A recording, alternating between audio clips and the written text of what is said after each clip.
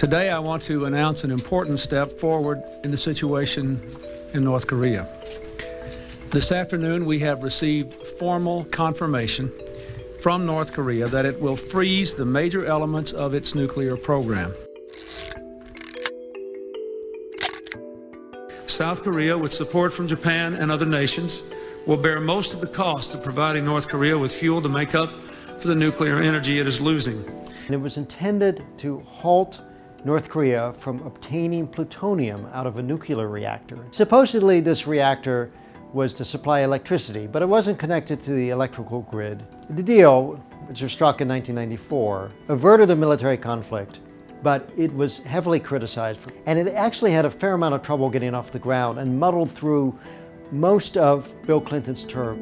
To this day are the highest ranking American official to ever meet with the head of state. You did it as President Clinton's Secretary of State to solve the problem with Kim Jong-il. Towards the end of his presidency, relations had begun to improve. It's been a night of first giving it to Al Gore, then taking it away on the part of the networks. George Walker Bush, the new President of the United States. Bush came into office in 2001, said he didn't want to do the Clinton approach. States like these and their terrorist allies constitute an axis of evil. But the Bush administration couldn't figure out exactly what its approach would be. So nothing really happened. And that was the point when U.S. intelligence discovered pretty firm evidence that they thought indicated that North Korea was actually cheating on the agreement. The Bush administration used this intelligence to confront the North Koreans and to say they were going to punish them by ending the supply of fuel oil. The North Koreans said, "You end the fuel oil, you've ended the agreement." They kicked out the inspectors and they removed the plutonium. Last night, the government of North Korea proclaimed to the world that it had conducted a nuclear test. Bush suddenly wanted to make a deal, and he empowered his negotiators to begin negotiating directly with the North Koreans in a desperate effort to get North Korea to give up its nuclear weapons. And North Korea essentially pocketed all those concessions and kept making nuclear weapons. The Obama people said they were not going to make the same mistake. Unfortunately, for the next 8 years, the talks never really got started. Pyongyang's latest missile test rattling its neighbors, Japan, on Monday, saying the launch shows a step forward in North Korea's weapons program. The conundrum that the Trump administration faces is that North Korea is a nuclear weapon state.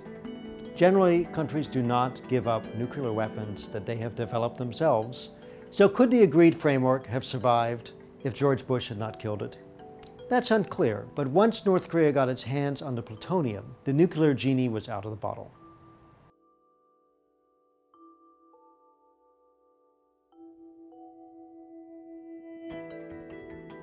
Here's one funny story that I heard about the agreed framework. An American official was visiting the capital, Pyongyang, when he decided to visit a little museum that had little exhibits of landmarks in North Korea. And it had these little cars that would go up and down, ski lifts or things like that. And he was surprised to see that there was actually a replica of the nuclear facility at Yongbyon sitting there. But unlike the other exhibits, which had the running cars and moving chairlifts, this was completely dark. So he turned to his minder and asked him, why was this one not running? And the minder looked at him completely seriously and said, under the agreed framework, all nuclear activities must be halted.